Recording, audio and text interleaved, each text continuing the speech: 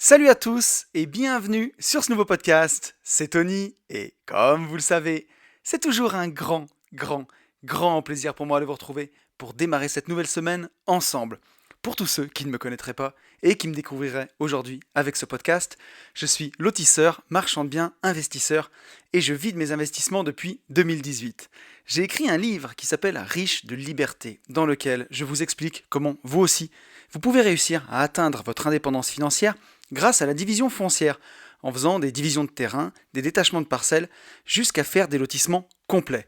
La promesse de ce livre, c'est d'arriver à dégager chaque année au minimum 50 000 euros de marge, mais en vrai on fait vachement plus, pour pouvoir en vivre, pour pouvoir dire ciao patron, et aujourd'hui on va dire bye bye patron, vous allez voir, pour pouvoir dire ciao patron et passer plus de temps sur ce qui vous intéresse vraiment. Ce livre, il est dispo sur notre site www.abinvest.net/boutique ou alors vous allez sur mon Instagram, vous tapez une vie de liberté, vous cliquez sur le lien dans la bio, vous allez trouver le bouquin, vous allez trouver plein d'autres choses. Sur mon Insta, en avant-goût, vous avez même des stories de travaux où vous pouvez voir la division foncière en action. Vous avez même le lien de ma chaîne YouTube où je partage aussi dans mes vlogs la division foncière et pas mal de choses que je fais.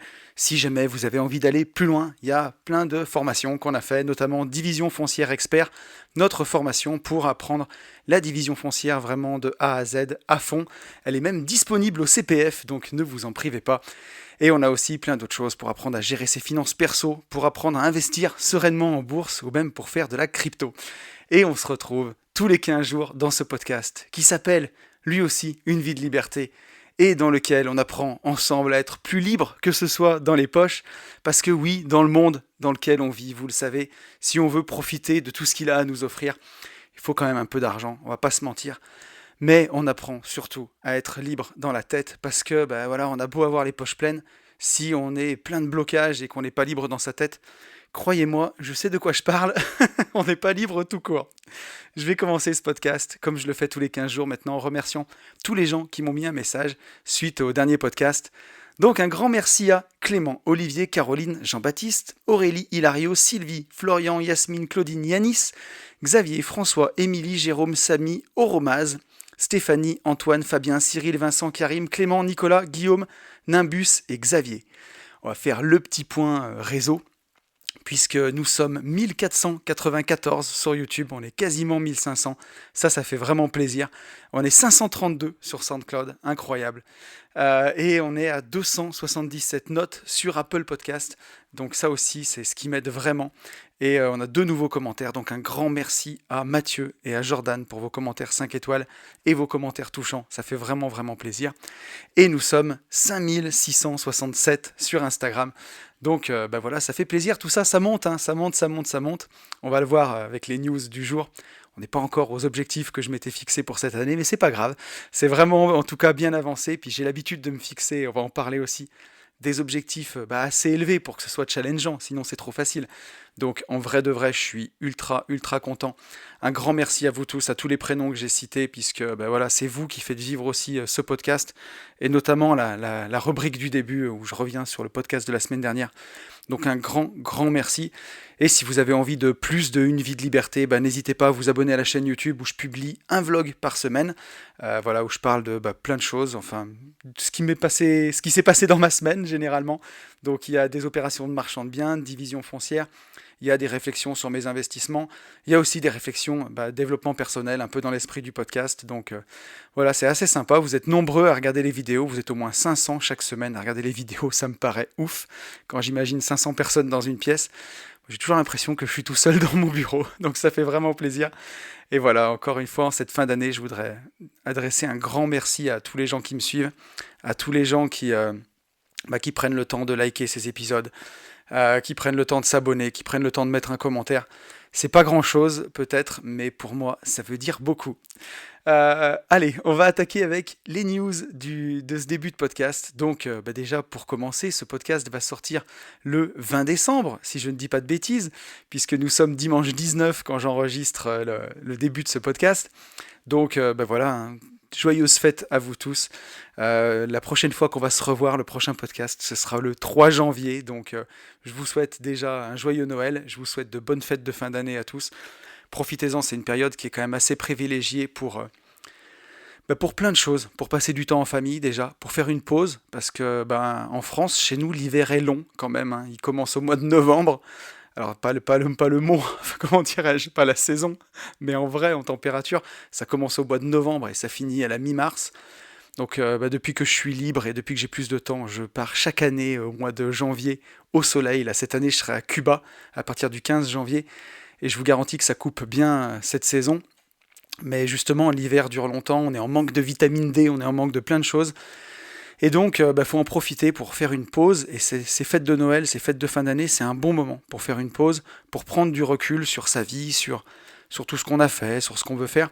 Donc, je ne vais pas vous refaire cette fin d'année, ni dans ce podcast, ni dans le prochain. J'ai pas envie de vous faire un podcast entier dédié à faire le bilan, à définir ses objectifs. Mais quand même, c'est une période forte pour faire le bilan. Donc, je voulais faire dans ces news un petit point sur mon année. Et bah, je suis assez content parce que je pense que j'ai atteint à peu près 90% de mes objectifs. On a fait 1 million d'euros de chiffre d'affaires sur AB Invest. Donc ça, c'était vraiment génial. Et la marge qu'on a fait, bah, j'ai dépassé l'objectif de marge, puisque le chiffre d'affaires, c'est une chose en marchand de biens. C'est bien de faire du chiffre d'affaires. Ça fait bien sur une feuille, mais ce qui compte, c'est la marge. Et l'objectif de marge qu'on s'était fixé, on l'a dépassé de 30%. Donc je suis vraiment, vraiment content. Donc là-dessus, bah, beaucoup d'objectifs ont été dépassés. J'ai vendu mon premier investissement que je voulais vendre depuis longtemps. J'ai réussi à le vendre cette année. J'ai lancé pas mal de projets que je voulais lancer. Donc je suis vraiment, vraiment content. Je m'étais fixé 8000 abonnés sur Instagram. J'avais vu grand. On est à 5700.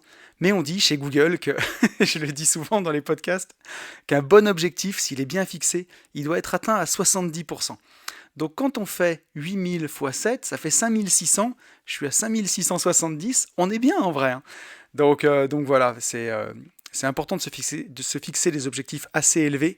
Et j'avais fixé 2000 abonnés sur YouTube. On est presque 1500. Donc là aussi, encore une fois, si on fixe 70% de l'objectif, ça fait 1400 abonnés. Donc c'était assez challengeant pour se bouger le derrière et pas trop non plus pour être déprimant. Donc je trouve que je l'avais bien fixé finalement. Je me suis beaucoup amusé aussi cette année à vous faire des vlogs où bah, c'est moins prise de tête que les podcasts parce que vous l'avez peut-être vu ou vous voyez peut-être pas, mais j'essaie vraiment de me casser la tête dans les podcasts pour faire quelque chose de bien et apporter vraiment de la valeur à chaque fois. Et les vlogs, c'est plus cool. Les vlogs, j'essaye toujours apporter de la valeur, que ce soit pas salut la team, j'ai mangé une pomme, quoi, que ce soit pas un truc comme ça, mais toujours vous apporter de la valeur et mes réflexions, mais c'est beaucoup plus spontané et c'est quelque chose qui est vraiment, vraiment sympa. Donc ça, c'était pour vraiment tous les objectifs, on va dire pro et business. Et niveau mindset, il s'est passé aussi beaucoup de choses pour moi cette année.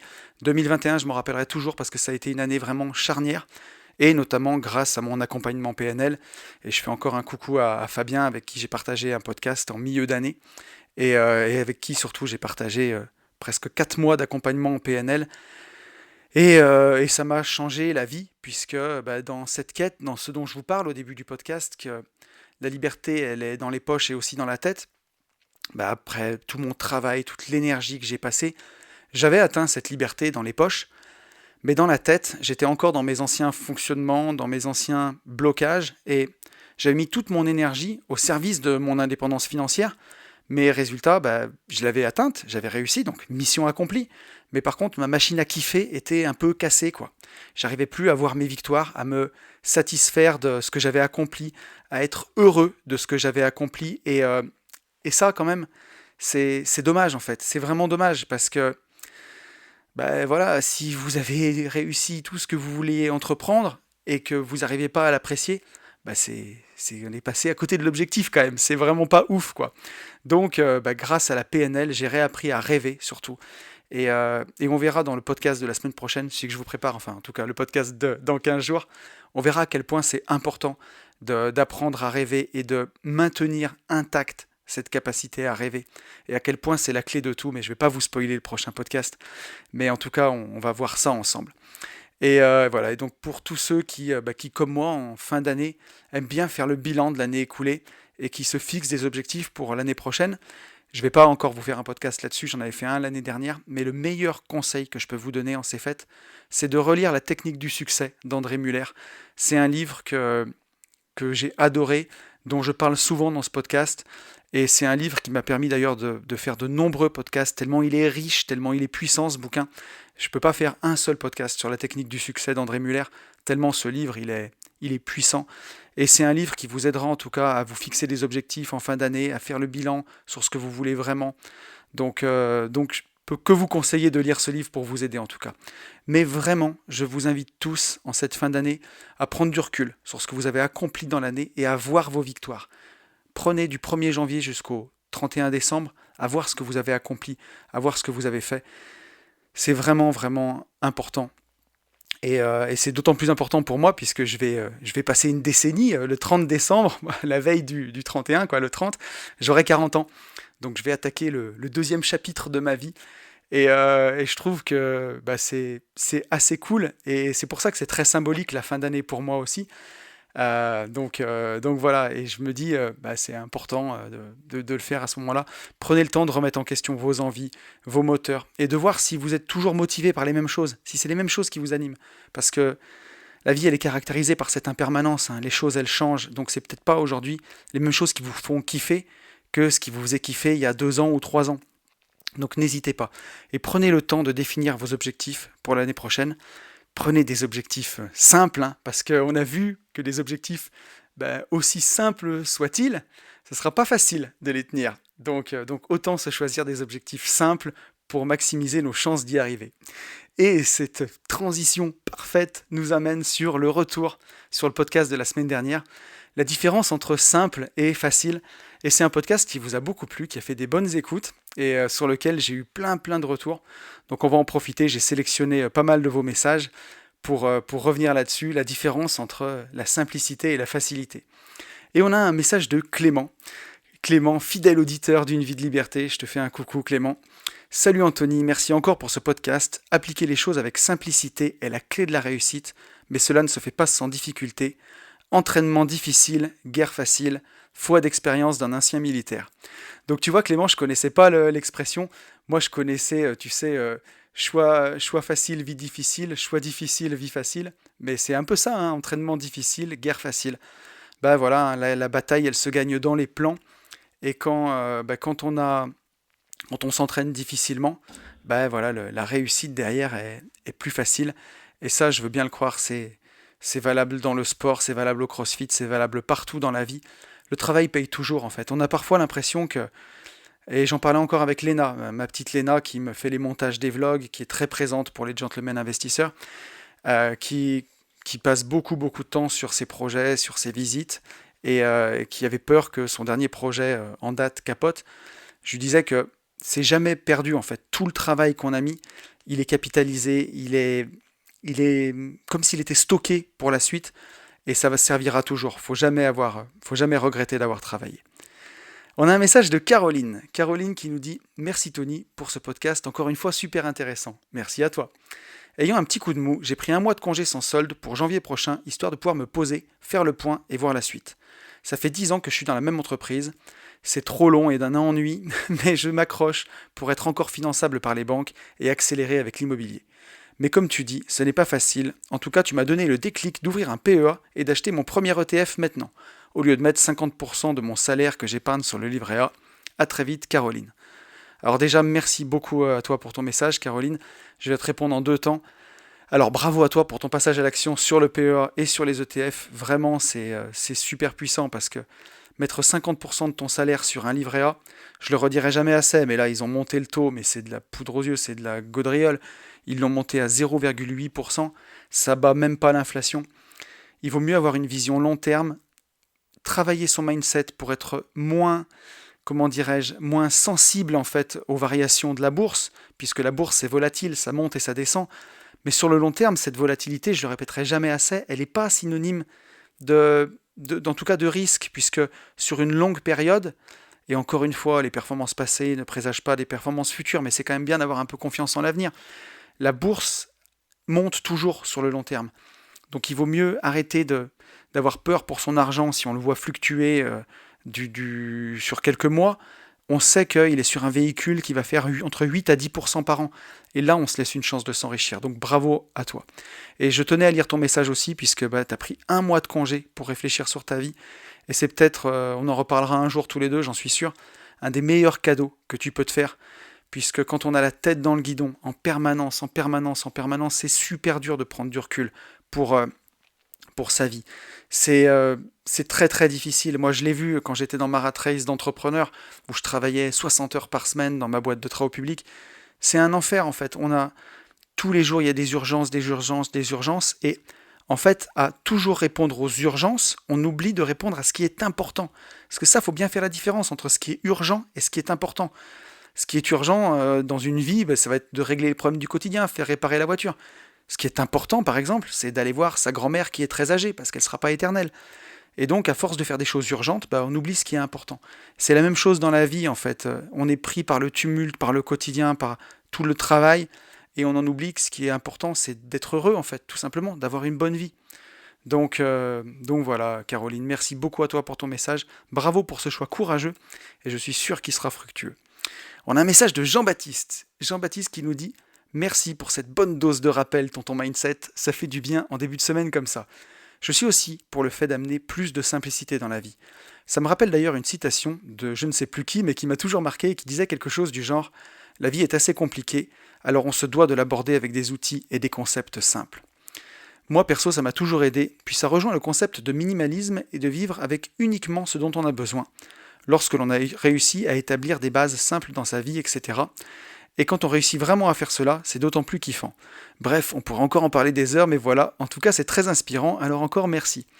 Bon, bah ça corrobore exactement le sujet du podcast, que bah, toujours aller vers plus de simplicité. Et c'est vraiment, vraiment quelque chose que j'essaye d'appliquer toujours dans ma vie, d'aller toujours vers plus de simplicité.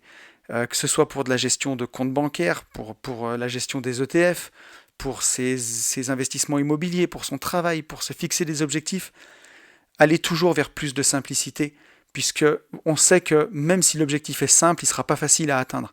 Alors si en plus l'objectif est compliqué, il va falloir fournir un travail, tout va être trop difficile en fait. Donc c'est mieux de s'en tenir à des choses simples, et pour cela, décomposer en petites étapes, décomposer, décomposer, décomposer. Et là encore une fois, on revient sur la technique du succès d'André Muller, mais il apprend beaucoup à décomposer les choses, et c'est très puissant. On a un message d'Hilario qui nous dit: merci Anthony pour ces excellents podcasts. Je ne sais pas si je devrais lire la pommade à chaque fois. Ça fait un peu cheville qui enfle quand même. Mais merci beaucoup à toi. Je fais partie de la majorité silencieuse qui n'a pas l'habitude de commenter, mais pour une fois je franchis le pas. Moi aussi, après la lecture des ouvrages d'Édouard Petit, je me suis mis à investir dans les ETF et les actions à dividendes début 2017. Le crack de mars 2020 a été un excellent stress test pour moi, et je suis content, non seulement de ne pas avoir craqué, mais au contraire d'avoir saisi cette opportunité pour renforcer à bon compte. Je pense que 20 ans auparavant, j'aurais paniqué et tout vendu en m'en mordant les doigts quelques mois plus tard.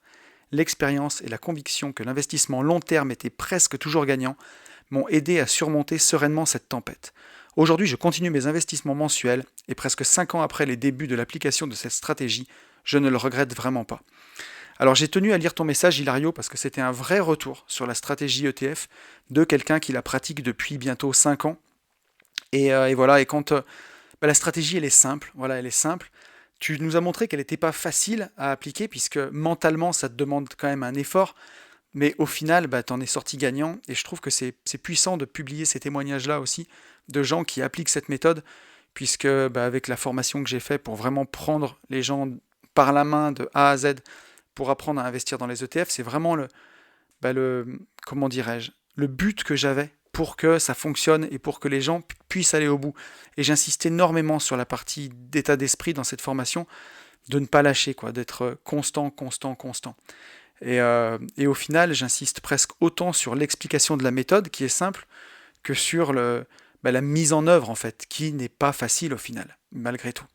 Donc merci beaucoup à toi, Hilario, pour ton message. On a un message de Claudine. Claudine qui a un peu le pendant inverse justement et qui me dit: salut Tony, je me retrouve totalement dans ce podcast. Début 2021, je m'étais fait un plan pour mon PEA avec un versement de 300 € par mois réparti sur 5 ETF. Quelques mois après, par appât du gain rapide, j'ai changé ma stratégie et j'ai d'abord vendu mes ETF pour acheter une action Spineway qui a été divisée par 2, puis j'ai arrêté mes versements. Je n'ai pas tenu le plan. Ma résolution pour 2022, c'est de reprendre ce plan et de ne plus le lâcher. Merci pour le contenu que tu nous apportes. Et ben merci beaucoup à toi, Claudine, pour ton commentaire. Et ben là, on a le pendant exactement inverse. Et d'ailleurs, je te jette pas la pierre, Claudine, puisque j'ai fait la même chose que toi. Et tu vois, au final, déjà, ton plan, il n'est pas si simple que ça au départ. Parce que 300 € par mois sur 5 ETF, ça fait 60 € par ETF. Ça fait payer beaucoup de frais pour peut-être pas grand-chose. Et tu vois, il faut acheter chaque fois 5 ETF, c'est compliqué. Peut-être que si tu avais mis ces 300 € tout simplement sur un ETF Monde ou un ETF S&P 500 sans t'en occuper, la stratégie aurait été plus facile à tenir, tu vois. La méthode est plus simple, donc plus facile à tenir aussi. Et, euh, et donc après, voilà, c'est de craquer mentalement, et je vois ce que c'est. Finalement, on se dit, ah, c'est trop long, je veux du gain rapide, je vais faire un x2, un x10 rapidement, et puis, voilà, tout s'arrête, quoi. Mais en tout cas, bravo à toi pour ta résolution. Et en plus, je dis pas qu'il ne faut pas faire du tout ce genre de choses, parce que ça peut être aussi excitant d'investir sur des actions en espérant faire une grosse plus-value ou un gros gain. Et je le fais aussi, hein. Pour rappel, j'investis maintenant même sur des robots de trading. Donc, mais voilà, mais ça représente un tout petit pourcentage de mon capital qui est infime par rapport à ma stratégie long terme en ETF. C'est vraiment, on n'est même pas sur 5, on est à moins de 5%, quoi. Ce que j'investis sur le trading et les robots de trading, c'est peut-être 5% de ma méthode globale, en fait. Dans le pire des cas, ça ne me fera pas perdre beaucoup, et dans le meilleur des cas, ça va booster ma renta. Donc c'est vraiment cette stratégie-là qu'il faut avoir. Toujours avoir une stratégie, une vision long terme, et à côté, on peut avoir des petites stratégies satellites pour diversifier. Mais la stratégie cœur, elle doit être vraiment long terme. Et on va terminer avec un message de Yann. Yann qui nous dit « Salut Tony, encore un sujet fort, le coup de pied dans la fourmilière qui fait se poser les bonnes questions. Je ne pouvais pas m'empêcher de penser pendant l'écoute de ce podcast à une des citations de Steve Jobs qui, lorsqu'il évoquait l'élaboration du premier iPhone dans sa biographie, disait ceci « La simplicité est la sophistication suprême ». Phrase qui a d'abord été utilisée par Léonard de Vinci pour la petite histoire. L'objet apparaît simple visuellement et à l'utilisation. Toutefois, personne ne se rend compte de la débauche d'énergie et d'ingénierie qu'il a fallu pour y aboutir. Pour qui se donne les moyens de parvenir à la liberté financière, le chemin, si simple en apparence, est compliqué, tu en sais quelque chose, et une fois arrivé, il y aura toujours quelqu'un pour ne voir que la partie émergée de l'iceberg et te sortir la petite phrase telle que « comme ça a l'air facile, ton truc de branleur », mais ça, c'est un autre sujet. Ouais, je rigole parce que souvent dans les podcasts, voilà, vous avez Tonton Mindset, et je dis pas, hein, j'avais à avoir 40 ans dans 10 jours, et j'ai atteint quand même un certain niveau de sagesse. Mais si vous voulez me faire péter les plombs, si vous avez envie de me voir me transformer et sortir de mes gonds, il y a juste à me dire « Ouais, mais pour toi, ça a été facile ». Et ça, vraiment, j'avoue qu'il n'y a pas beaucoup de phrases. La plupart des choses glissent sur moi. Mais quand on me dit « Ouais, mais pour toi, c'est pas pareil. Pour toi, ça a été facile », moi, je sais par quoi je suis passé et comment ça a été pour moi. Et non, c'était pas facile du tout, quoi. C'était pas facile. Et on aura l'occasion d'en reparler encore dans le podcast de la semaine prochaine de tout ça. Mais ouais, c'est les gens, on peut pas en vouloir aux gens en fait. Et la plupart du temps, on a ce biais cognitif, hein. On va voir un nouveau chanteur à la radio et on va se dire ah tiens, un nouveau chanteur. Comme si le mec s'était levé un matin, avait fait un tube et 10 minutes après ou 3 jours après, il passait à la radio. On voit pas en fait que ce nouveau chanteur, ça fait peut-être 10 ans qu'il chante sur des petites scènes et à droite et à gauche et qu'il vient juste de percer en fait. Donc on peut pas en vouloir aux gens pour ça. Mais voilà, et si faut le voir comme un truc flatteur. Si on te dit ah mais pour toi c'est facile, ça montre que tu es à l'aise dans ce que tu fais, tu es éloquent et tu respires ce que tu prônes en fait. Puisque pour toi, pour les gens, ça a l'air facile. C'est comme quand tu vois chanter Céline Dion. Elle chante tellement bien dans les aigus que tu as l'impression que c'est facile en fait à faire. Parce qu'elle te montre qu'elle le fait sans effort, tu vois. Donc au final, il faut le prendre comme un compliment. Voilà ce que je dirais. Donc encore une fois, un grand merci à toi Yann pour ton message. Et pour revenir sur Steve Jobs, effectivement, voilà, la simplicité et la sophistication suprême. Ce qui est simple est beau aussi, hein. Ça, on pourrait en parler. Ça pourrait même faire un podcast sur la beauté. Il y aurait beaucoup de choses à dire. Mais voilà, un grand merci à toi Yann pour ton message. Et après 25 minutes d'introduction, je vous propose qu'on passe au podcast de la quinzaine. Et ce podcast, je ne le ferai pas tout seul, puisque je suis accompagné de Thibaut, de Bye Bye Patron. Donc voilà, j'étais vraiment content de faire ce podcast avec lui, vous allez voir, ça va vraiment être sympa. Thibaut, ça fait un moment, très longtemps même qu'on échange ensemble sur Instagram, depuis qu'il a monté son compte Bye Bye Patron. Il était auditeur de mon podcast, on a beaucoup discuté ensemble en message privé. Et il m'avait demandé quelques conseils au départ quand il lançait son podcast. Je suis aussi un auditeur de son podcast que j'aime beaucoup, avec son accent caractéristique. Et c'est quelqu'un qui me fait aussi vraiment, vraiment rigoler, vous allez voir. Pour ceux qui ne le connaissent pas, Thibaut, c'est au départ un compte Instagram qui s'appelle Bye Bye Patron, qui publie des posts humoristiques sur la façon de quitter la rat race et le quotidien des investisseurs. Donc c'est vraiment très intéressant. Il a ensuite lancé son podcast. Et donc il avait prévu de venir à la soirée des Gentlemen Investisseurs qu'on a organisée le samedi 11 décembre, et on s'est vu la veille, et on en a profité donc pour enregistrer ce podcast que vous allez découvrir, où je fais l'interview de Thibaut dans Une vie de liberté, et on en a même profité pour enregistrer un deuxième podcast qui va sortir donc mercredi 22 décembre, que vous pourrez aller écouter sur la chaîne de Thibaut, où là on a fait une battle de punchline de rap tous les deux. Et on s'est vraiment marré à enregistrer ces deux podcasts. Et je pense que autant dans celui-ci que dans le prochain, vous allez vraiment, vraiment rigoler. Puisque Thibaut, il a un humour fou. Il est vraiment très, très drôle. Il a une sorte de flegme. Enfin, je pense que ça va vous plaire. Moi, je me suis énormément marré. Il a son accent caractéristique qui fait vraiment rire aussi. Il est incroyable. En plus, il m'a invité à dîner, donc je le salue. Merci beaucoup à toi, Thibaut. Et non seulement vous n'allez pas faire que vous marrer, mais vous allez avoir aussi une belle dose de mindset, parce que c'est un sacré investisseur. Il a une formation de comptable, donc il a une approche super technique des choses qui est très intéressante et qui m'a aussi fait réfléchir sur certains côtés de la façon dont j'investis. Très très intéressant, vous allez voir ça. Je suis vraiment ravi de ce podcast. C'est un bon moment pour finir la fin de l'année en détente avec Thibaut. Écoutez, je vous laisse en compagnie de Thibaut et je vous retrouve juste après. Et je vous retrouve en compagnie de Thibaut. Thibaut que vous écoutez souvent sur ses podcasts, qui s'appelle Bye Bye Patron. Comment ça va, Thibaut? Eh ben ça va super bien, je suis super content qu'on se rencontre pour la première fois. Donc Bah ouais, voilà, 500 km, c'était pas pour rien. Donc. c'est ça. Et c'est pas pour rien, d'autant plus qu'on a une jolie soirée demain soir en plus. Eh ben ouais, je suis ravi. Plusieurs invités de mon podcast qui seront là, donc je vais les Ouais, voir en vrai. tu vas rencontrer du monde en Ouais, vrai. Ouais, puis ça fait un bon moment qu'on échange ensemble sur les réseaux. effectivement. Et c'était la super occasion de se voir en plus. Profiter demain, on se voit pour la soirée des Gentlemen Investisseurs. Et donc, c'est trop cool de se voir en plus pour de vrai, puis profiter de ça, quoi. Bah ouais, je suis vraiment ravi, vraiment, vraiment ravi. Bon, est-ce que tu pourrais te présenter à nos auditeurs pour tous ceux qui ne te connaîtraient pas? Eh ben bien sûr, donc je m'appelle Thibaut, j'ai 34 ans, je suis plus connu sur les réseaux sous le pseudo de Bye Bye Patron. Et du coup, sur Instagram, je fais un peu des posts humoristiques sur la dure vie d'investisseur. Et je sais pas, pour mon parcours, on va dire que j'ai fait des études dans la comptabilité et j'ai jamais arrêté. On va dire que il y a des gens qui ont des bacs plus 5, plus 6. Moi, j'ai au moins, je pense que j'ai vraiment arrêté. J'ai fait ma première pause d'études vers 30 ans. Ah, pas mal. Donc, donc voilà. Euh, et ben, je suis investisseur immobilier. Enfin, je suis surtout connu là-dessus parce que la comptabilité c'était moins sexy sur Instagram.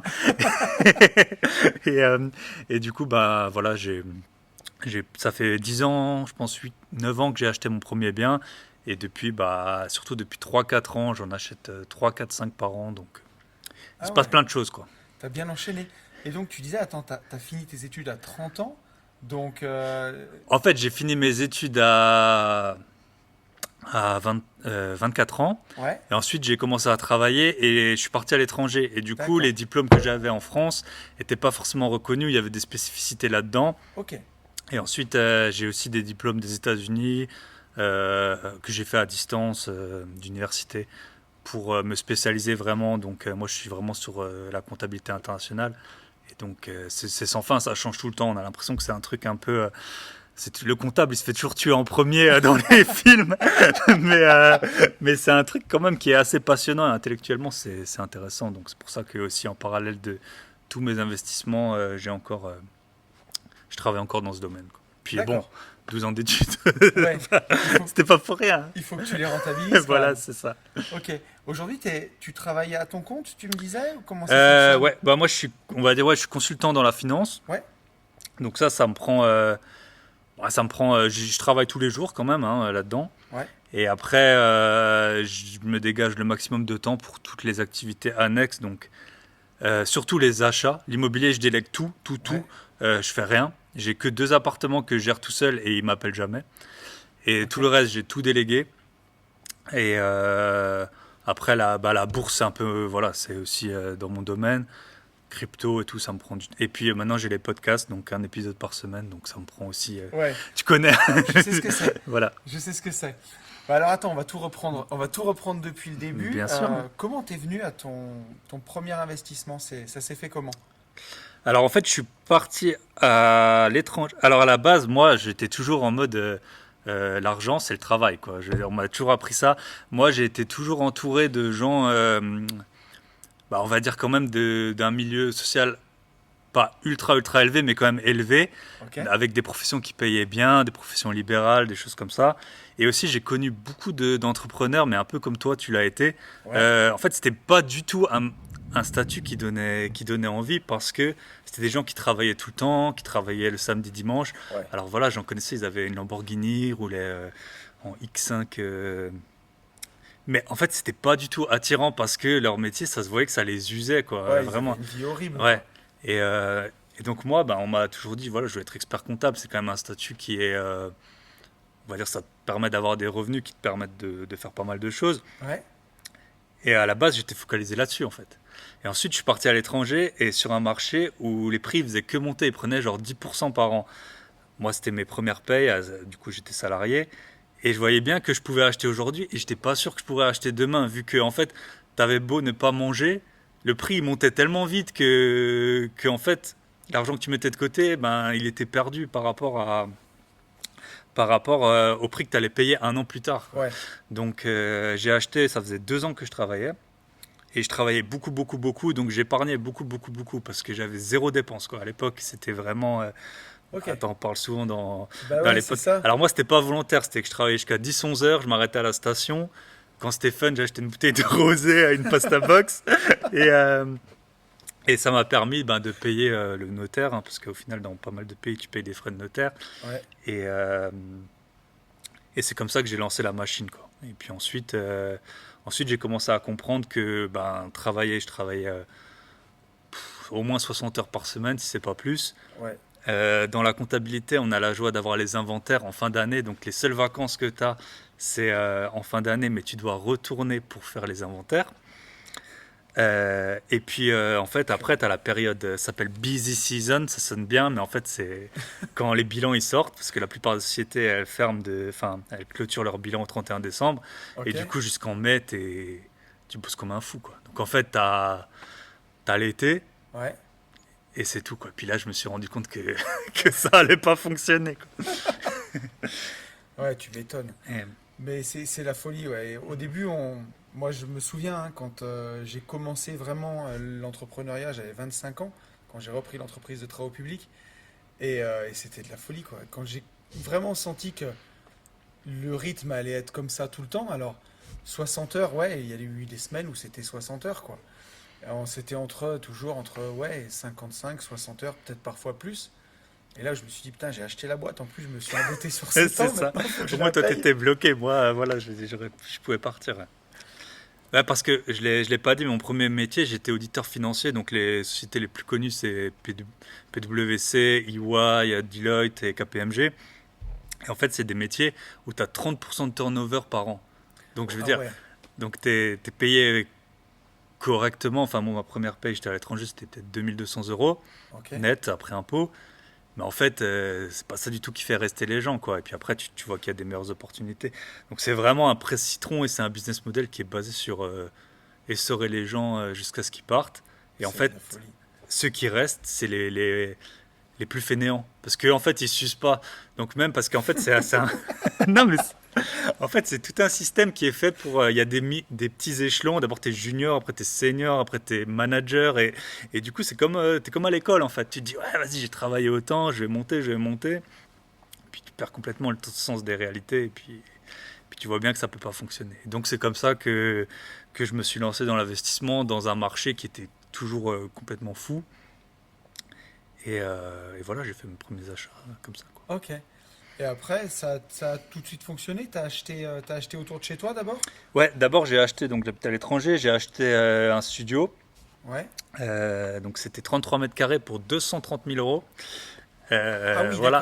d'accord. Alors Euh, attends, il faut que je calcule ça, là. ça devait faire du 6-7 000 euros le mètre Ouais, carré, c'est hein. ça, Donc 7000, ouais. c'était dans un des pires quartiers de la ville en plus, quoi. Et j'ai mis, alors je l'avais mis, c'était dans un marché qui était fou, je l'avais mis dans une agence. Et là, c'est là où j'ai eu ma première expérience d'agence immobilière qui m'a pas trouvé de locataire. Donc ensuite, je me suis occupé moi-même de mettre, parce que c'était 1 000 euros par mois que je remboursais, donc ça faisait quand même de l'argent. Et là, j'ai fait moi-même les visites, donc je pense que peu de gens l'ont eu. Moi, j'ai eu un Russe, mais genre un peu combattant du UFC, tu vois, qui me dit, qui me dit, ouais, je suis videur en boîte, mais je suis aussi chauffeur pour un homme d'affaires russe, tu vois. Genre son D'accord. poing, il faisait la taille de ma tête, donc je suis payé en cash en partie. Donc j'ai dit, mais lui, s'il paye pas, mais je lui donne l'appartement, quoi. Ah ouais, là, Et tu peux rien dire. Tu dis, d'accord, monsieur. voilà, c'est ça. Donc finalement, j'avais trouvé une locataire, et au bout d'un moment, elle m'a plus payé. Ouais. Vu que j'étais à l'étranger, il n'y avait pas de garantie loyer impayé, encore moins de visa et tout. Euh, je- Mais bon, ça m'a pas découragé. Je suis allé moi-même au tribunal et puis Ah oui, et ouais. t'as fait ton propre avocat. J'ai fait mon propre avocat. En fait, t'avais tous les plaignants et il disait la juge, elle disait bah qui veut parler. Et moi j'étais là bah moi j'ai pas que ça à faire quoi. Donc je lève la main puis j'ai expliqué mon truc. Après ma locataire est quand même partie après le jugement. Elle m'a repeint l'appartement. Ah, c'est gentil. Ouais. Et je l'ai revendu 370 000 euros. Donc 140 000 euros de plus-value. Ah ouais. En Disons combien que de les temps? 2 ans. En 2 ans. Ouais, donc c'est. Oui, Oui, t'as pu sécher tes larmes. voilà. Et encore aujourd'hui, l'huissier me verse de temps en temps quelques centaines d'euros. Il est en train de. Ça fait au moins. Ah, je sais plus, ça doit faire peut-être 4 ans le jugement. De temps en temps, je reçois voilà, 300, 400 Ah, euros. ça te fait une petite rente, Voilà, quoi. c'est ça. Eh Et ben, donc dis donc. après, cet argent, il m'a permis de. Donc j'avais fait des. Entre-temps, j'ai fait des investissements, notamment, j'en ai fait que un à 110%. Ok. Le reste, j'ai toujours mis un peu d'apport. Et puis maintenant, depuis que j'ai cet argent, bah voilà, il m'a permis d'accélérer super vite, quoi, Ouais.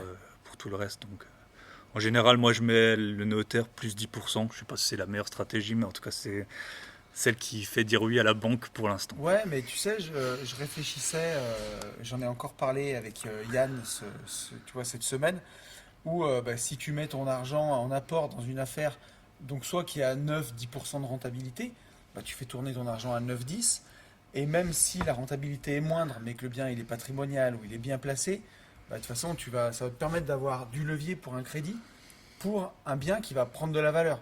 Mm. Donc, quoi qu'il en soit, c'est pas une mauvaise stratégie, je pense. Ouais, c'est ça, en fait, il faut toujours comparer. Je pense, enfin, moi aussi, c'est parce qu'à la base, je suis comptable. Mais en fait, tu as pour moi le stock et les flux, tu vois. Ouais, Et moi, en fait, je savais que ce qui allait m'arrêter au bout d'un moment, c'est les flux, donc mes revenus chaque année, et pas la trésor, tu vois. Parce qu'en fait, quand tu vas voir la banque, même si tu as 500 000 euros de côté, bon, tu peux le nantir et tout, mais elle va regarder tes revenus chaque ouais, année, tu vois. Donc, et en fait, le meilleur moyen de faire passer du stock, donc ton inventaire ou ton cash, vers tes revenus, bah, c'est de mettre de l'apport. Comme ça, tu rembourses moins. Et après, quand tu vas voir la banque pour le bien suivant, eh ben, elle verra que ton différentiel entre le loyer et ton ouais. remboursement, il suffit Ouais, pour que ça, pour pour que que tu ça se puisses paye, quoi. continuer, ouais, pour que tu continues les opérations, quoi. Donc Ça, c'est ça. c'est marrant, j'avais jamais conscientisé le truc comme Ouais. ça. Bah, en tout cas, Ou moi, c'est mes, comme ou ça mes que. comptables, ils sont pas assez bons pour me le dire comme ça. Non, mais après, c'est vrai, la banque, ça l'impressionne pas forcément de la trésorerie, quoi. Donc, Après, ça dépend où tu es aussi. ouais. Bon, toi, tu vis à l'étranger, ils ont peut-être plus l'habitude de voir des gens Ouais, c'est ça, avec du avec des cash. comptes plus Non, mais remplis. j'ai beaucoup. Bon, on peut en parler après, mais moi, donc j'ai beaucoup de biens en France, presque tous mes biens maintenant en France. Ouais, Et ça a été un gros frein le fait d'être non résident fiscal. Alors je pense que la première raison, c'est que ça doit être une case à cocher dans le formulaire qui est pas la même que Ouais, comme quand tu es, je pense, en société. Et après, bah, forcément, ils peuvent plus difficilement se servir sur vos revenus, vu que la plupart de mes revenus sont étrangers. Après, tu as quand même. Donc, j'ai beaucoup de biens qui sont hypothéqués. La plupart des gens, ils ont ok. des crédits logement. Moi, vu que je suis à l'étranger, j'ai beaucoup de biens qui sont hypothéqués. J'ai eu vraiment beaucoup, beaucoup de mal à emprunter. Donc, on me disait jamais non. C'était aussi ça, le gros problème. En fait, on me disait oui, demain, dans une semaine. Mais on m'a jamais dit non à la banque, sauf Ouais, un seul bon banquier. Un jour, on m'a conseillé un bon banquier, il m'a dit non.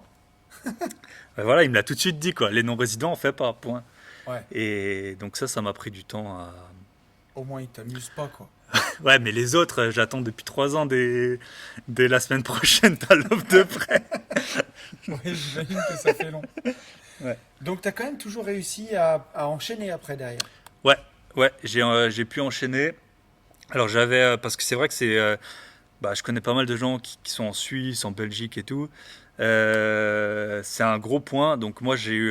bah, je peux le dire, mais la plupart de mes emprunts, je les ai au Crédit Mutuel Ok? qui décide... alors je crois que ça dépend des agences, mais je pense qu'au moins jusqu'à 500 000 euros, ils peuvent décider eux-mêmes en Ouais, moi, agence. je fais comme toi. Moi, je suis au Crédit Mutuel et Ouais. il y a jusqu'à 1 million d'euros de délégation Ok. dans mon agence. Ouais, donc ça m'a bien aidé parce que j'ai beaucoup de biens avec un associé. En fait, à un moment, je me suis associé pour plusieurs raisons.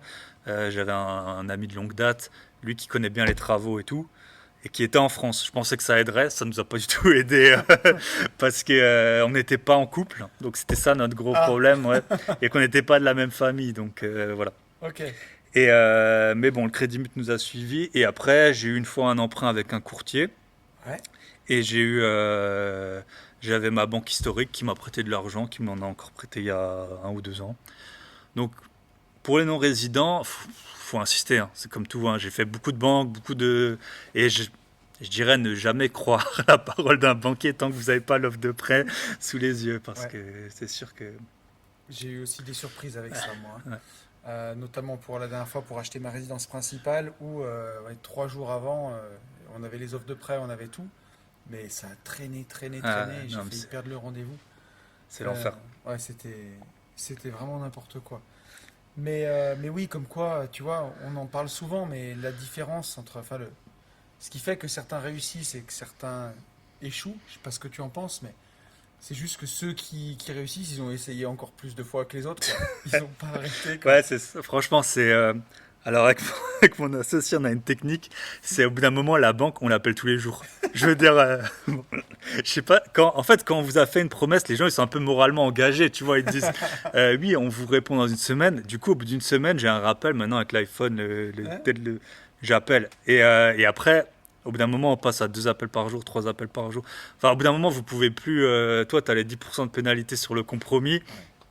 Tu peux plus attendre.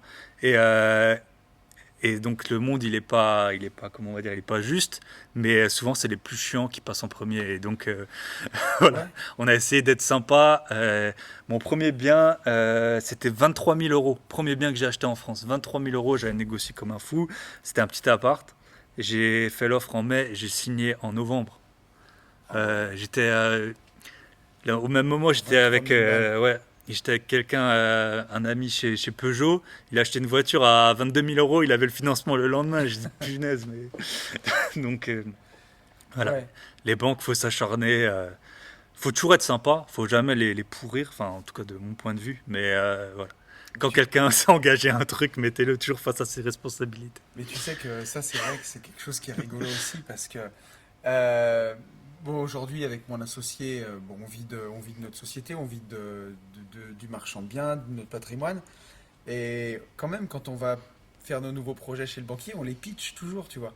Et quand j'ai acheté les Tesla à l'époque, les deux Tesla, et le fourgon, on a tout acheté cash parce que je voulais plus de crédit, je voulais plus rien.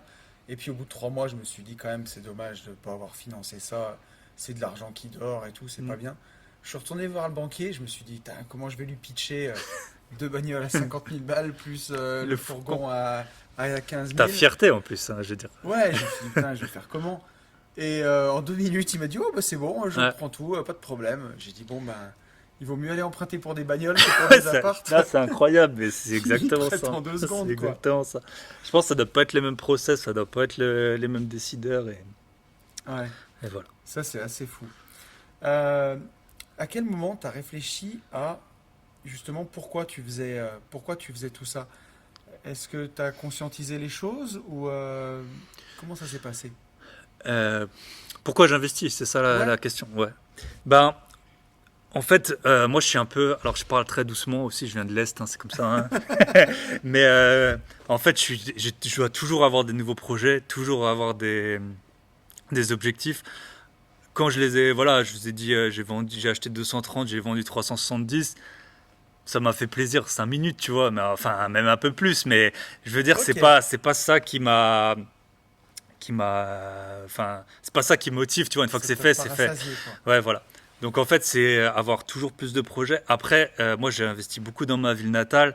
Euh, Visiter, j'aime trop. En plus, je fais ça avec un pote, tu vois. Donc franchement, Ouais, on rigole trop. Tu vois la ville d'en haut. Tu sais, parfois, tu vois des immeubles années 70, c'est un peu dégueu. Mais genre, t'es au 10e étage, tu vois tout. ouais. Euh, En fait, ça m'a fait un super bon réseau.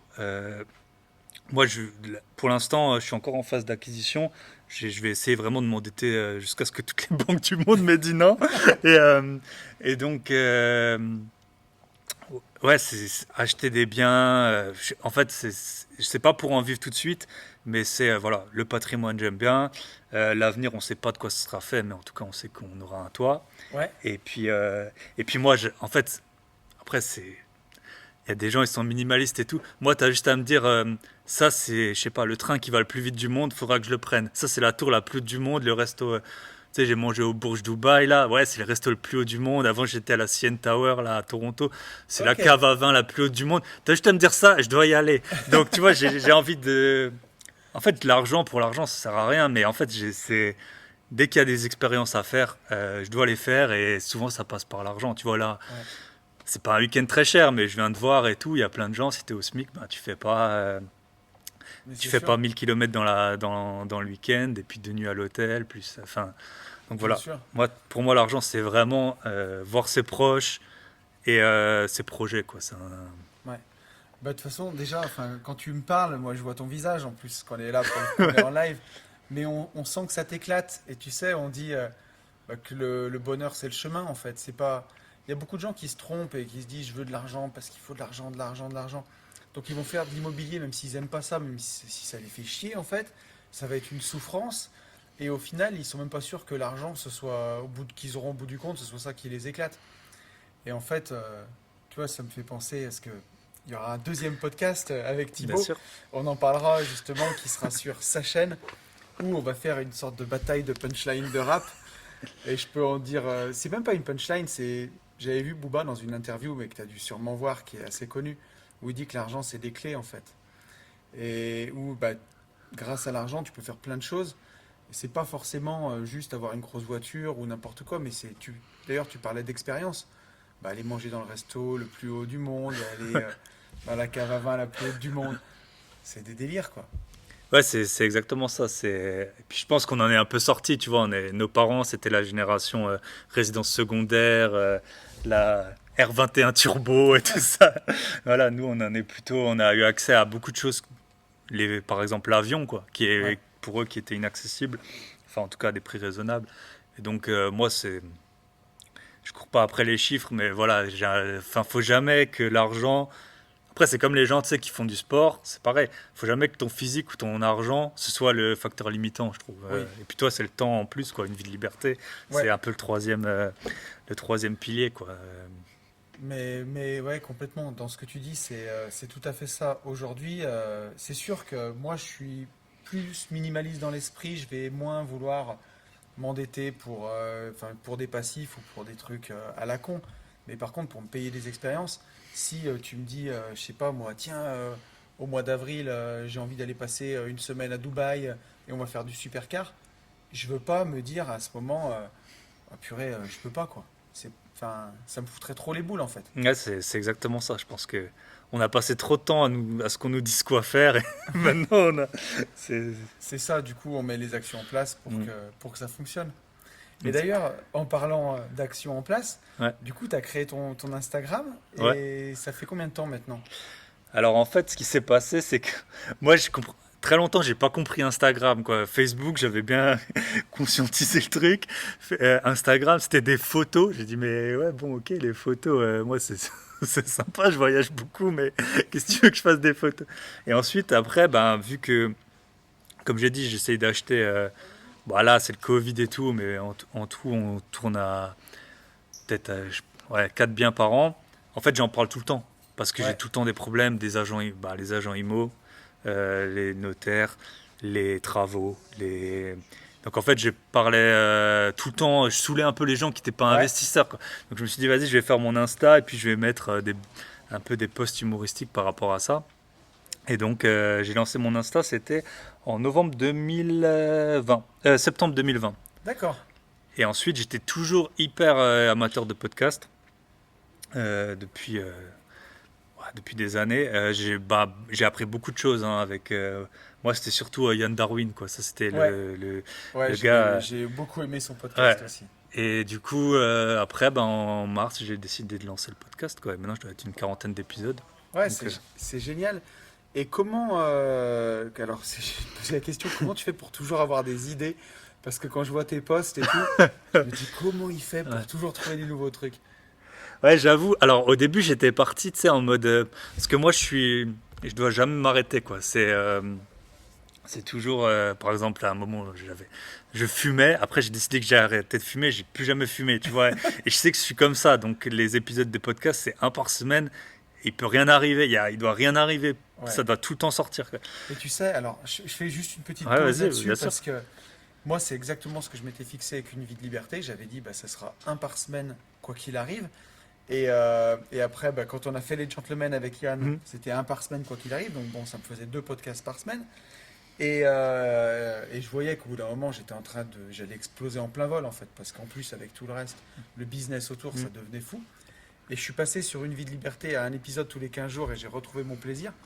Mais il y a plein de gens que je vois qui veulent développer ou une chaîne YouTube ou un podcast ou un truc. Et en fait, ils sont pas réguliers. Et je sais pas ce que t'en penses, mais pour moi, si t'es pas régulier, ça peut pas marcher, quoi. Ouais, c'est exactement. Alors c'est vrai que moi, autant j'écoutais beaucoup de podcasts, autant t'es le premier qui, tu sais, qui disait, vas-y, j'ai rendez-vous tous les lundis ou tous les vendredis. Et c'est ça qui m'a mis la régularité. Ok. Et en fait, ce qui m'est arrivé avec le Insta, au début, je postais tous les jours.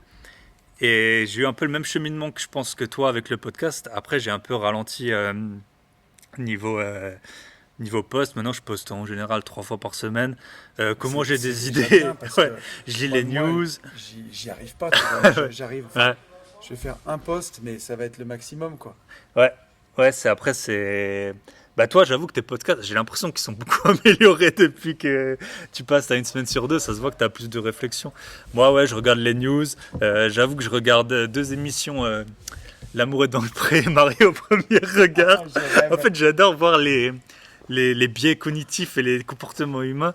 Et du coup, ça, c'est une bonne inspiration. Il y avait les JO, il y avait l'Euro. Et puis ensuite, je fais beaucoup de posts de foot alors que je regarde absolument pas le foot. Mais ouais, je sais pas, j'essaie de trouver dans l'actualité des trucs qui fonctionnent, quoi. Ouais. Et Mais puis en tout, après, il y a des nouvelles galères qui arrivent souvent, donc ça aide, quoi. mais en tout cas, bah, à chaque fois, ça fait vraiment marrer. Et ton but avec ça, du coup, c'était de partager? Qu'est-ce que c'était vraiment au départ? Ouais, alors au début, c'était vraiment partager mes galères.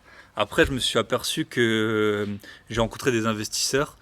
Et en fait, c'est vrai que moi, je connaissais quelques investisseurs IMO dans ma vraie vie, mais j'en connaissais peut-être 5-6, quoi. Ouais, Et ensuite, là, j'ai commencé à en rencontrer plein. La première que j'avais rencontrée, c'était Claire d'Huissier, là, parce que ok. elle vient de l'Est, donc Ouais, forcément.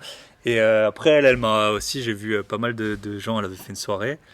Et en fait, c'est là où je me suis aperçu, ben, c'est dingue, tu vois, les réseaux, c'est trop puissant, quoi. Et ouais, c'est vraiment, là, ben, tu vois, on va en voir plusieurs demain. Et puis, j'avais jamais pour vocation de vendre quoi que ce soit. ouais. J'ai pas du tout fait ça pour ça.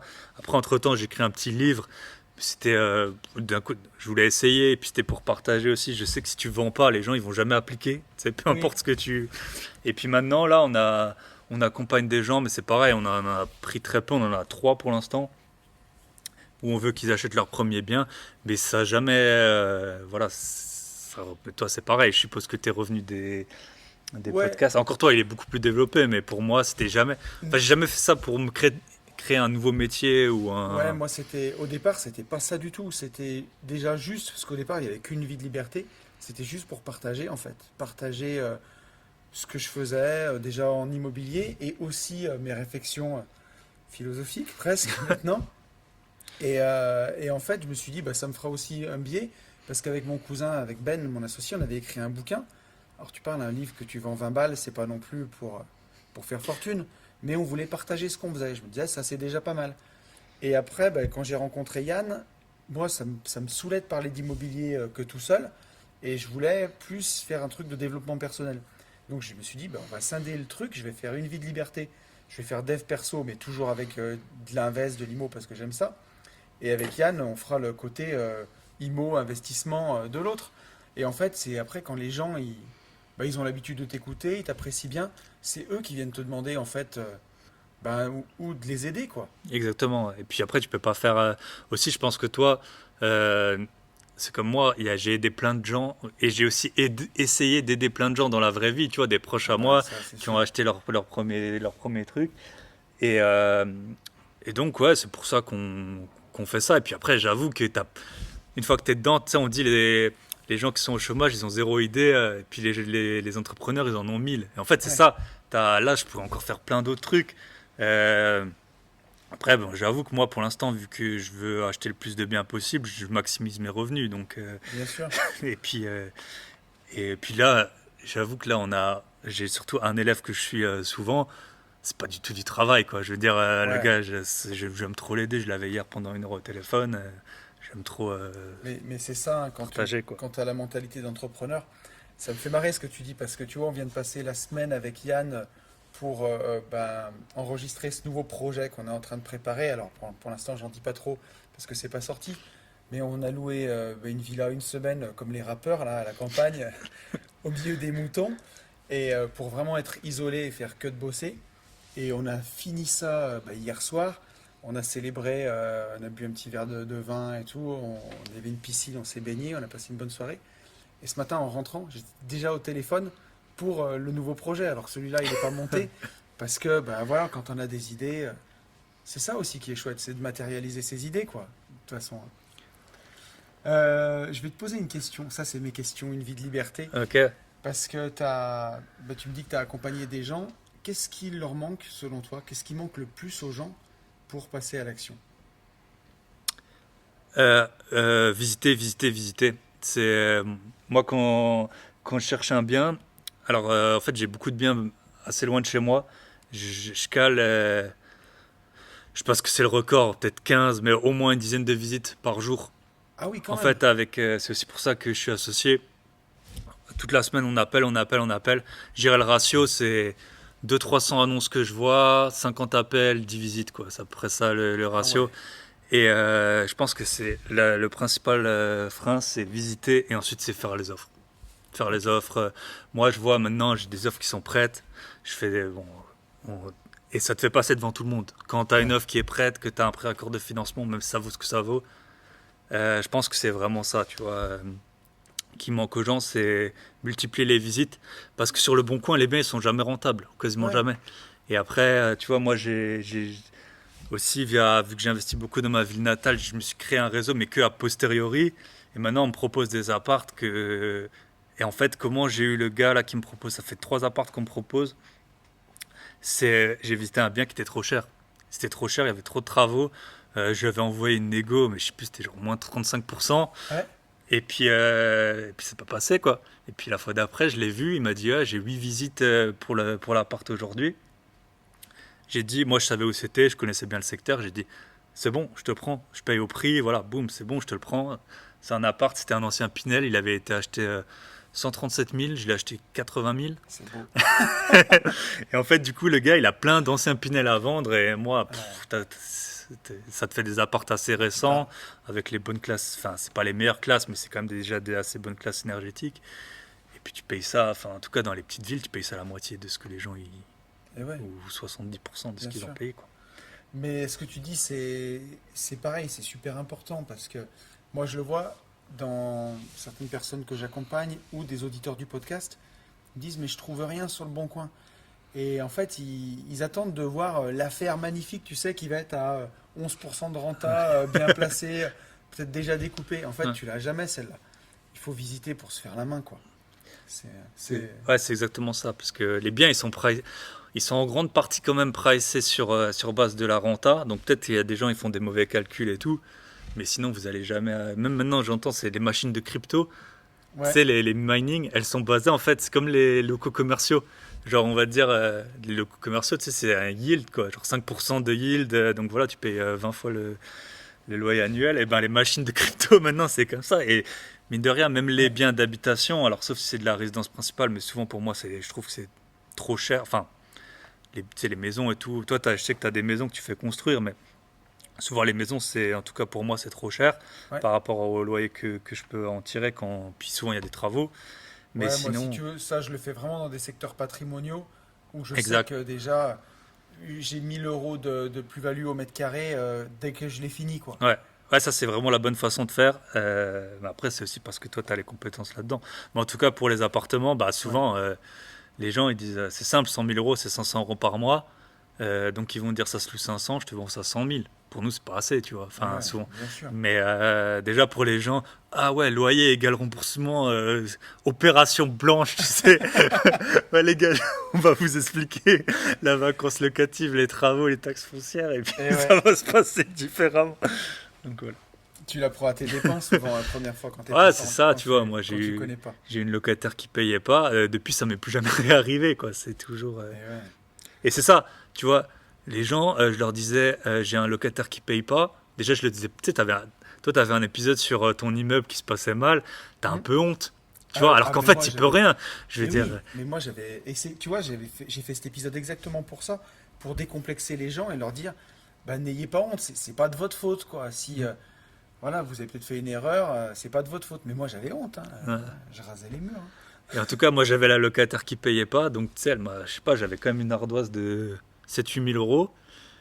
Mais au final, je l'ai vendu avec 140 000 euros de plus-value. Donc tu vois, tu peux très souvent te rattraper. Bien sûr. Le seul truc, c'est, enfin, tu l'as dit, le secteur. Il ne faut jamais acheter dans un secteur qui craint, parce que ça, tu peux rien y faire. Ou une Non. copro avec un... Moi, une fois, j'avais visité un appart, c'était pas mal. Puis le vendeur, il me dit, ouais, comment on appelle ça, com- euh, le syndic, là, tu sais, les propriétaires, le conseil syndical. Ok? C'est géré d'une main de fer par un ancien gendarme. On était en train de visiter le sous-sol. Le gars, il dit oui, bonjour, à qui j'ai affaire. Tu sais, il commence vraiment à faire ça là. Et je Ouais, dis ouais, mais jamais t'achètes là-dedans. Le gars, il va te ouais. faire Il va, toutes les misères du monde. il va te faire l'enfer, ouais. Donc, ça, c'est vraiment le. J'allais te demander, parce que je sais que du coup tu fais pas que de l'immobilier, Ouais, puisque on a parlé, on a un peu la même philosophie là-dessus. Tu fais minage, tu faisais du minage, enfin tu fais du minage de crypto, tu fais de la crypto en direct, tu fais aussi des merveilleux robots de trading. ouais. Si jamais tu reçois 100 000 euros qui tombent du ciel, qu'est-ce que t'en fais aujourd'hui? Alors, 100 000 euros, bah, ça m'est arrivé il n'y a pas très longtemps. Ah, Donc, bon, moi, j'ai une énorme partie quand même en dehors de l'immobilier en bourse, parce que bon, c'est un peu mon domaine d'activité. Euh, Après, donc 100 000 euros, déjà, après, chacun fait ce qu'il veut, mais je pense que je prendrais 10 000 que je claquerais. Enfin, ouais, pas n'importe comment, pas dans une voiture, mais voilà. Par exemple, j'ai jamais voyagé en business. Je pense que là, maintenant, mon patrimoine et mes revenus ils me permettent de voyager une fois en business. Donc, je ferais peut-être ça. Je ferais, je pense, là, je vais avoir bientôt 35 ans, une grosse fête. ouais, Donc, ça, ce serait 10 000 euros comme ça. Ensuite, ça fait 10%, c'est pas mal. ouais, ça ferait 10%. Et puis le reste, bah, je mettrais au moins 60 000 en bourse, sachant que ça, tu peux le récupérer pour des apports d'IMO. Alors, ce que j'ai demandé, en bourse, tu ferais quoi du coup? Parce que tu sais que moi, j'aime bien les Les ETF. ETF, les ETF, c'est un très bon. Toi qui connais bien, Ouais, qui connais bien tout ce monde-là, ouais. qu'est-ce que t'en penses de ça? Bah, les ETF, je trouve que c'est un très bon moyen. Et surtout, ben, on en a parlé pour les podcasts chaque semaine. Moi, j'ai un rappel, c'est le troisième lundi de chaque mois.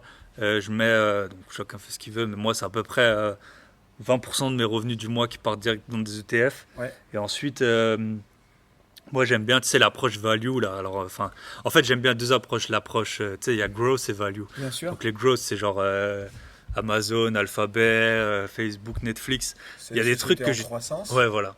Genre Uber, tu vois, j'ai mis Netflix. Pour moi, leur marché, il est fini, tu vois. Ça peut pas grossir jusqu'au ciel. Mais j'ai quand même mis des tickets là-dessus. Et après, j'aime bien tout ce qui est... je suis sur pas mal de forums et aussi des newsletters de value. Donc, les sociétés qui sont...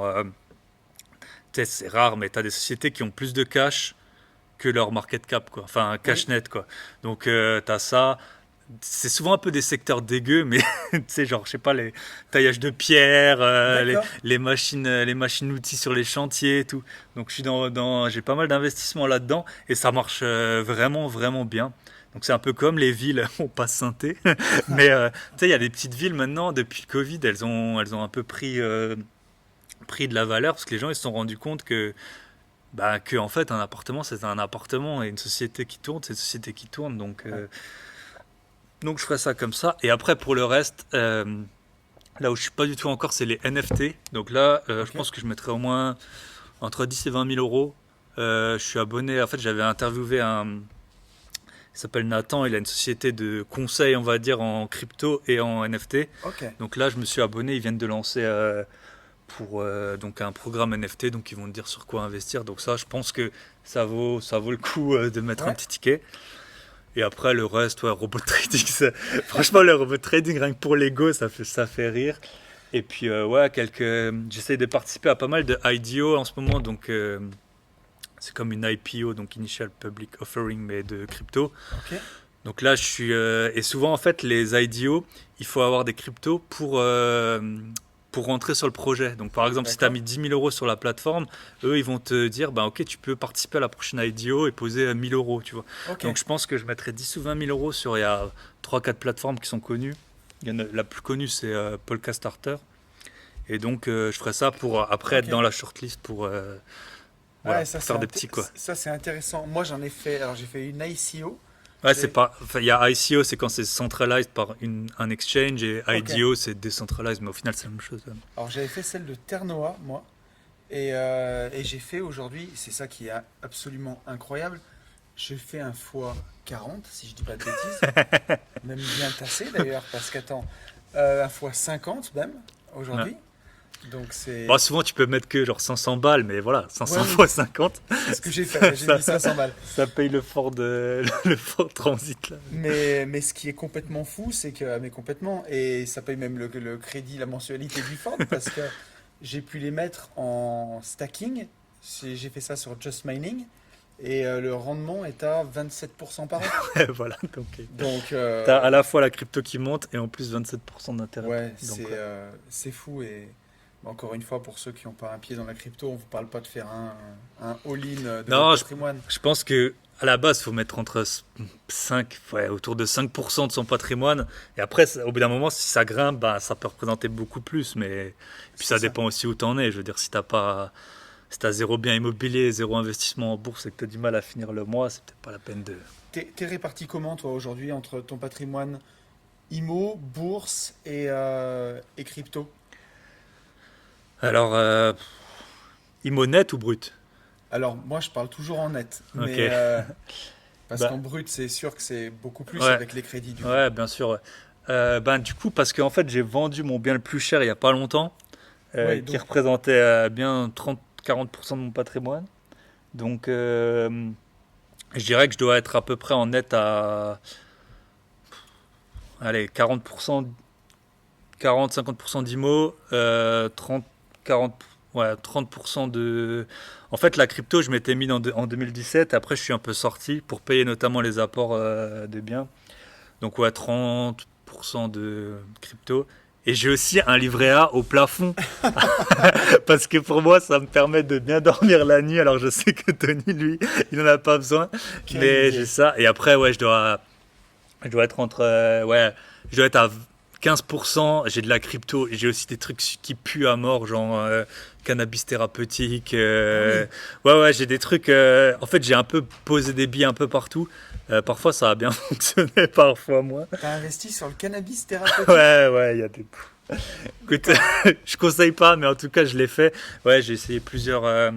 J'ai aussi, toi, t'as les robots de trading Forex Ouais. et Gold. J'en ai aussi sur les cryptos. Voilà, je dois avoir 15%, voire 20% peut-être en crypto et trucs un peu. Après, chez toi, c'est plus facile parce que tu vis à l'étranger, t'as pas de fiscalité sur la crypto quand tu la sors. Ouais, j'ai surtout pas de fiscalité sur les actions que je détiens plus de 6 mois. Oh Donc là là. c'est ça qui change la vie. Autant tous mes revenus, ils sont taxés, voire plus qu'en France, parce que quoi qu'on pense, en fait, en France, l'impôt sur le revenu, alors pas les cotises, mais l'impôt sur le revenu, il est assez faible par rapport au Oui, reste de l'Europe, mais aussi parce qu'il reste souvent plus grand-chose à taxer. ouais. Mais, et puis en plus, je sais pas, il doit y avoir 200-300 taxes en France.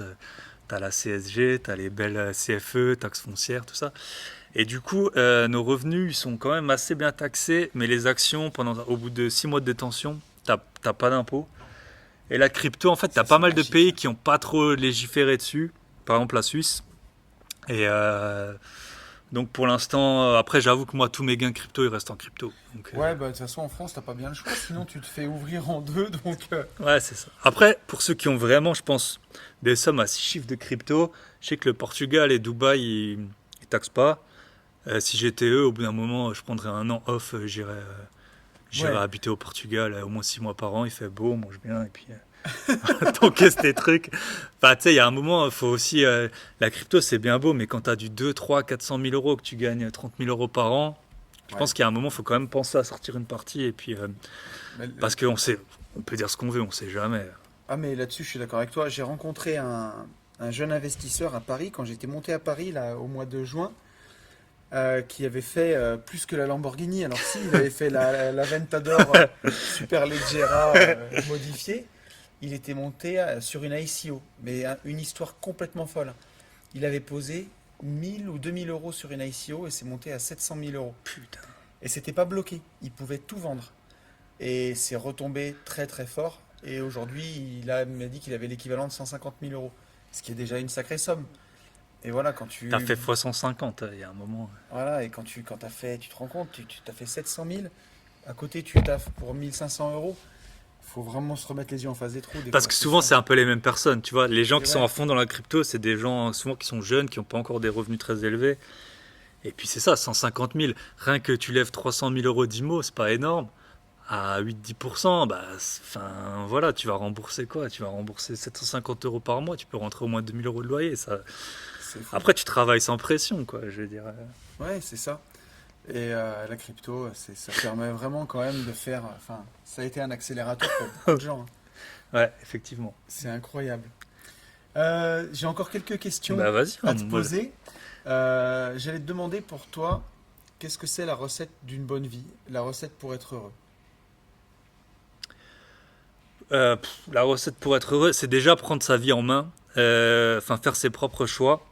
Tu sais, maintenant, on est dans un monde où, enfin, les gens ils regardent les avis pour aller au resto. Tu vois, je veux dire, en fait, t'as carrément déchargé ta propre responsabilité du restaurant, du truc que tu fais 3 fois par jour. Tu veux même pas prendre de risques. En gros, c'est ça, c'est pas Ouais, prendre de risques là-dessus. Donc, il y a un moment, c'est voilà, juste ce que tu dis. assumer ses propres décisions, faire ses propres choix. Et après, pour moi, alors je pense que chacun est différent, mais pour moi, ça passe par en fait, une discipline, tout ce qui a toujours fonctionné pour moi. Et aussi, je suis associé, tu vois, parce qu'au moins, on a des comptes à rendre. Je veux dire, Ouais, toi, tu as trop vite fait de t'auto-convaincre. Tu sais, ouais, vas-y, je vais pas aller, je vais pas le faire, je vais pas visiter et tout. Quand tu es à deux, c'est comme, tu vois, à un moment, je jouais au tennis pendant longtemps avec un pote. Bah, c'était à 9h du soir, parfois, j'avais la flemme. Mais ton pote, il est là. Et puis quand lui, il veut pas, toi, tu es là. Et, euh, bien sûr. et donc, pour moi, c'est. En tout cas, je pense que beaucoup de gens sont peut-être différents, il y a des plus créatifs et tout, mais moi, c'est la discipline. Tu te mets. Et ensuite, tu te mets un objectif, tu le découpes en le plus de parties possible. Par exemple, appeler pour des visites, faire ton sport. Si tu veux, j'ai couru un semi-marathon, ben voilà, c'était 3 fois par semaine, je devais courir. Point. Ouais, Et pour moi, les résultats, dès que t'es. Parce qu'en fait, ton esprit, t'as l'impression que t'es on est tous intelligents à certains degrés, dans certains trucs. Mais après, c'est que la discipline pour moi qui fait que tu avances et qu'après, tu es fier de ce que tu as fait. Là. Combien de gens on connaît? Ouais, je vais investir demain. Même la bourse, je veux dire, c'est le truc le plus simple du monde. C'est aussi simple que créer un compte Instagram. Bien sûr. Le CAC 40, il a pris 30% cette année et c'est peut-être, enfin, et c'est pas encore l'indice le plus Ouais. rentable, tu vois. Donc, ouais, pour moi, c'est ça la discipline. Faites-vous, faites-vous des listes et puis tenez-vous. Alors, faut pas trop charger la mule, mais voilà, si tu as 3-4 objectifs, si tu veux perdre du poids, acheter des biens immobiliers et puis, je sais pas, rencontrer ta future femme, ben voilà, tu découpes. Qu'est-ce Et que ma ouais. femme elle veut? Quelqu'un qui soit en forme, ben, je fais du sport. Quelqu'un qui a des objectifs, ben, je définis mes objectifs et Je puis suis, voilà quoi. je suis bien d'accord avec toi. Tu vois, et c'est marrant parce que quand tu dis la recette d'une bonne vie, discipline et responsabilité, c'est pas les mots qui te viendraient enfin, ou qui viendraient à n'importe qui en priorité. Et en fait, quand tu y penses, bah, si tu veux déjà faire des choses, si tu sais, on vit qu'une fois et ça passe vite. Si tu as envie de voir le monde, si tu as envie de voir comment c'est en haut de la Burj Khalifa, si tu as envie de voir les pyramides et celle d'Égypte et celle du Mexique, bah, la vie elle passe vite quoi. Et si tu remets toujours plus tard tes voyages, tes choses comme ça, bah, tu fais rien en fait. Puis ça passe quoi. Ouais, c'est ça. Plus tard c'est jamais, tu vois. Moi, ben, dans un mois, j'étais invité à un mariage il y a 2 mois. Celui qui s'occupait de l'enterrement de vie de garçon, il a rien fait. Ils ont fait un truc, c'était pourri, franchement. Ouais.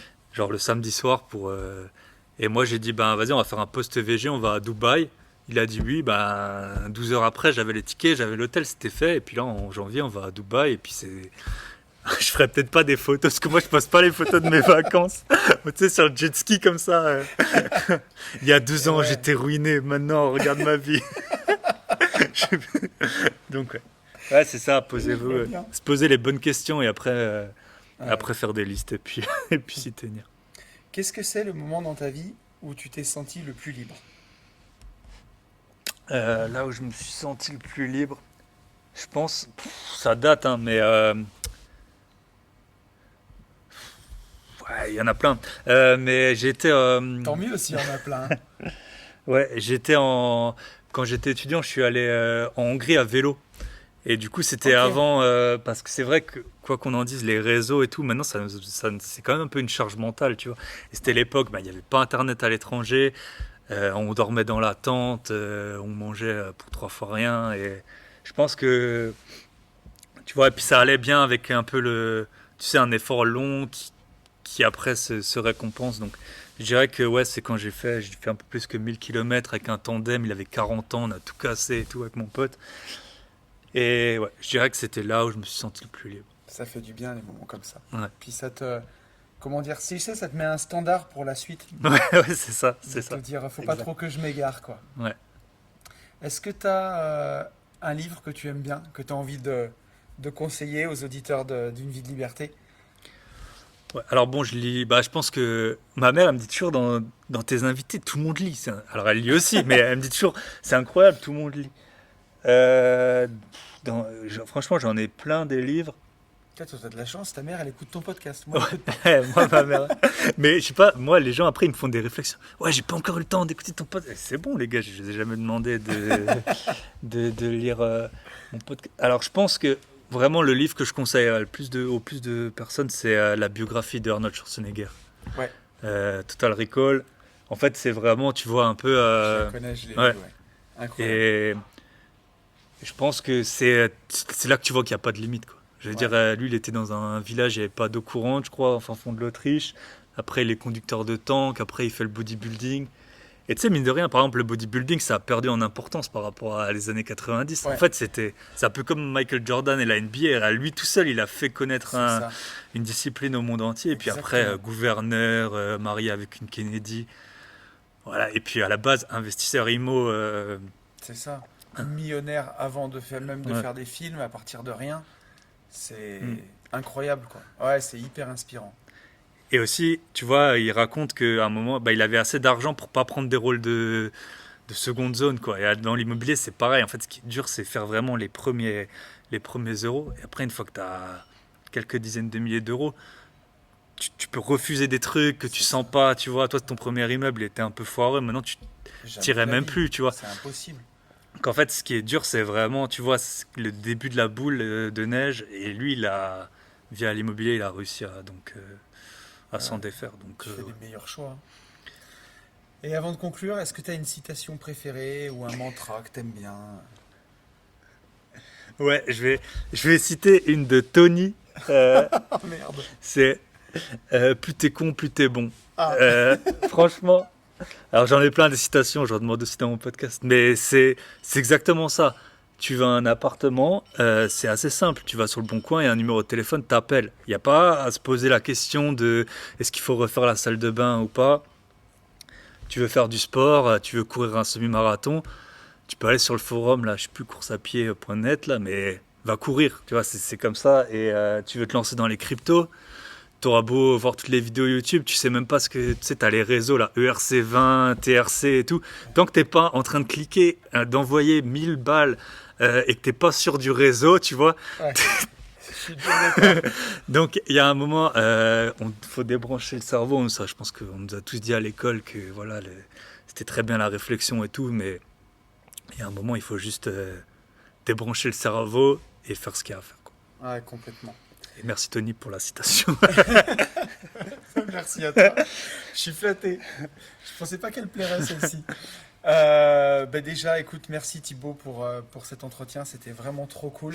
Je vais te laisser conclure, mais je voulais juste dire que bah, il y aura le podcast qui va sortir aussi sur ta chaîne, sur Bye Bye Patron, qu'on va enregistrer maintenant ou autour des punchlines de rap. Je pense que ça va être vraiment rigolo, donc n'hésitez pas à aller voir ça. Moi, je vous retrouverai juste après pour la conclusion du podcast et bah, je te laisse le mot de la fin, Thibaut. C'est pour toi.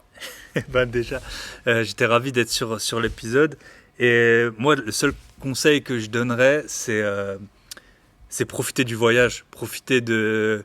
Voilà, moi j'investis avec un ami à moi, on passe des hyper bons moments.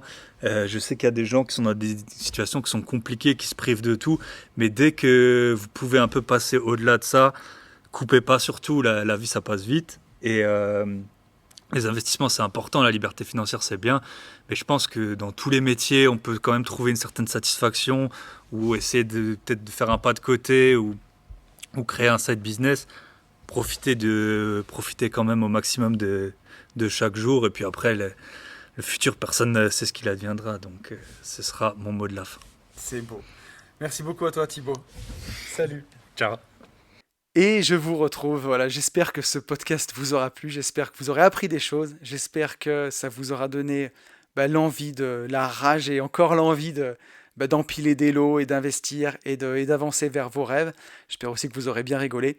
N'oubliez pas d'aller écouter le prochain podcast qu'on a fait avec Thibaut, donc qui est sur sa chaîne, qui sort mercredi 22 décembre, notre battle de punchline de rap. Franchement, ça vaut le détour et on s'est vraiment marré.